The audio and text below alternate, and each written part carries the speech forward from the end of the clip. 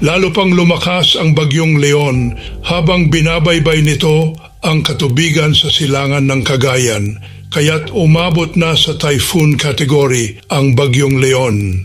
Sa weather update ng Pagasa, huling namataan ang Typhoon Leon, 395 kilometers ang layo sa silangan ng Calayan, Cagayan. Taglay nito ang lakas ng hangin aabot sa 165 kilometers per hour malapit sa gitna at pagbugsong aabot sa 205 kilometers per hour. Kumikilos pa rin ang bagyo pa west-northwest sa bilis na 15 kilometers per hour. Dahil dito, itinaas ang tropical cyclone wind signal sa mga sumusunod na lugar. Signal number 2 ang mga sumusunod na lugar: Luzon, Batanes, Babuyan Islands, mainland Cagayan, northern at eastern portions ng Isabela, Santo Tomas, Santa Maria, Quezon at San Mariano. Nagwilian, Dinapig, Delfin Albano, San Pablo, Ilagan City, Benito Soliven, Tumawini, Cabagan, Reina Mercedes, Palanan, Quirino, Divilacan, Gamu, Malig, Maconacon at Burgos. Apayao, northern portion of Kalinga, Tabuk City, Balbalan, Pinukpuk, Rizal, northern portion of Abra, Tineg, Lacub, Malibcong, and Ilocos Norte. Signal number 1. Mga natitirang bahagi ng Isabela, Quirino, Nueva Vizcaya, mga natitirang bahagi ng Kalinga, Mountain Province, Ifugao, Benguet, at mga natitirang bahagi ng Abra, kasama ang Ilocos Sur, La Union, eastern portion ng Nueva Ecija, General Tinio, Gabaldon, Bongabon, Caranglan, Pantabangan, Laur, Rizal, Aurora, kasama ang northern at eastern portion ng Quezon.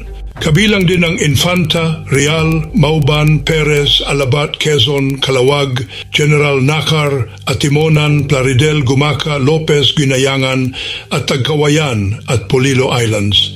Camarines Norte, Camarines Sur, Catanduanes, Albay, northern portion of Sorsogon, Prieto Diaz, City of Sorsogon, Gubat, Barcelona, Casiguran, Bulusan, Juban, Magallanes, Castilla, Pilar, and Donsol. Inaasahang magiging pinakamalapit ang bagyo sa Batanes sa pagitan ng Huwebes ng madaling araw at tanghali habang hindi inaalis ang posibilidad na maglandfall ito sa lalawigan. Pinag-iingat ang mga residente sa mga nasabing lugar sa posibleng pagbaha o kaya na may pagguho ng lupa tuwing magkakaroon ng malalakas na pag-ulan. Posibleng lumabas ng Philippine Area of Responsibility ang bagyo sa Huwebes ng gabi o sa Biyernes ng madaling araw, November 1. Laging paalaala po ng Pagasa sa ating lahat maging alerto at maghanda sa mga banta ng malalakas na ulan, lalo na po sa banta ng pagbaha o pagguho ng lupa.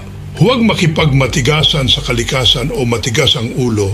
Kung kailangang lumikas na po kayo. Dahil mahirap kalaban ang inang kalikasan. Narito ang update sa bagyong Leon mula sa Weather Bureau ng Pagasa. Pakinggan nyo mabuti mga kababayan para malaman nyo ang magiging sitwasyon ng inyong lugar. Muling lumakas ang bagyong Leon habang binabaybay ang East Philippine Sea. Ang lakas ng hangin malapit sa gitna o sa mata nito ay umaabot na sa 165 km per hour. Samantala, ang pagbugso ng hangin ay umaabot na sa 205 km per hour. Kasalukuyan, ang layo ng sentro o gitna ng bagyo ay nasa 395 kilometers silangan ng Calayan, Cagayan. Inaasahan pa rin natin na ito'y kikilos sa direksyong west-northwestward o patungo sa extreme northern Luzon sa bilis na 15 kilometers per hour. Ngayon, nagtaas tayo ng Tropical Cyclone Wind Signal number 3. Ito'y sa Batanes at sa eastern portion ng Babuyan Islands.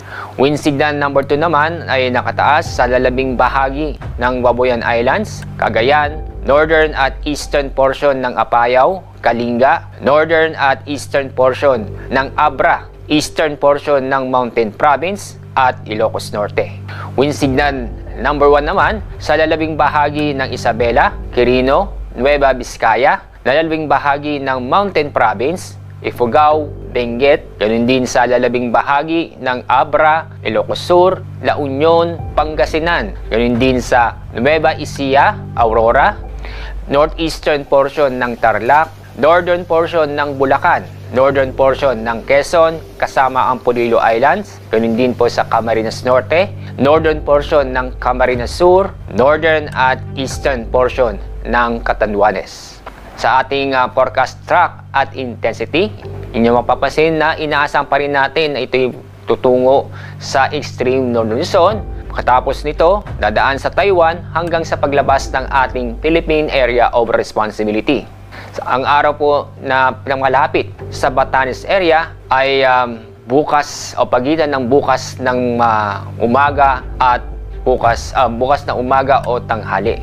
Inaasahan pa rin natin na may posibilidad pa rin na maglandfall ang sentro ng Bagyong Leon sa Batanes. Inaasahan pa rin natin itong lalakas ang Bagyong Leon habang binabaybay niya ang karagatan. Bago lumapit sa Batanes, maaaring umabot sa Super Typhoon category. Kapag hindi magbabago ang kanyang track at direction, sa araw ng o bukas ng gabi o sa Friday ng madaling araw ay nasa labas na ng ating Philippine Area of Responsibility si Bagyong Leon.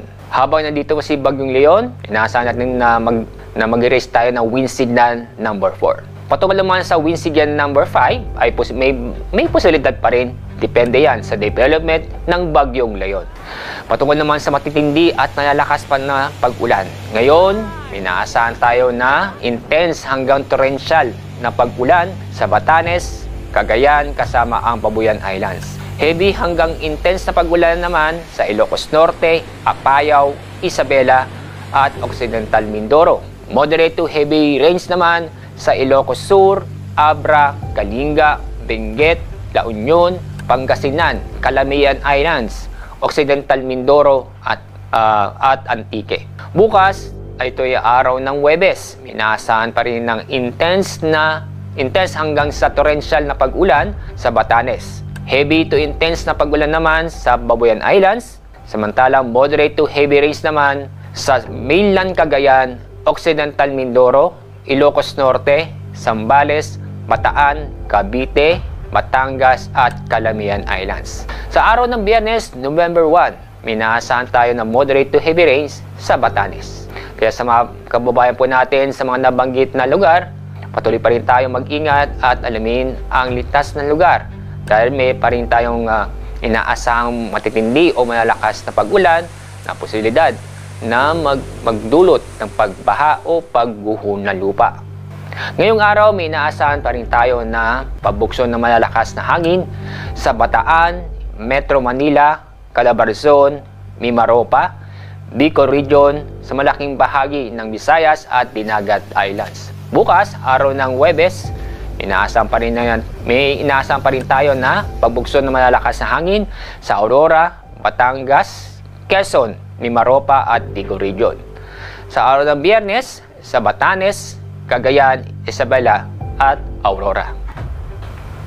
Meron pa rin tayong gale warning ngayong araw dahil sa bagyo. Inaasahan natin na matataas ang alon na kusaan halos aabot ng 10 metro, lalong-lalo na sa Northern Luzon. Ang mga lugar na sa ilalim ng gale warning ay sa Batanes, Cagayan, kasama ang Babuyan Islands, Isabela, Ilocos Norte, Aurora, Quezon, kasama ang Polillo Islands, Camarines Norte at Catanduanes. Kaya automatic pong bawal pumalaot ng ating mga kababayan, lalong-lalo po yung gumagamit ng maliliit na sasakyang pandagat. Iyan muna ang ating weather update sa ngayon. Maraming salamat sa DOST Pagasa sa pagbabahagi ng kanilang mahahalagang insight sa ating panahon. Mabuhay ang Pilipinas!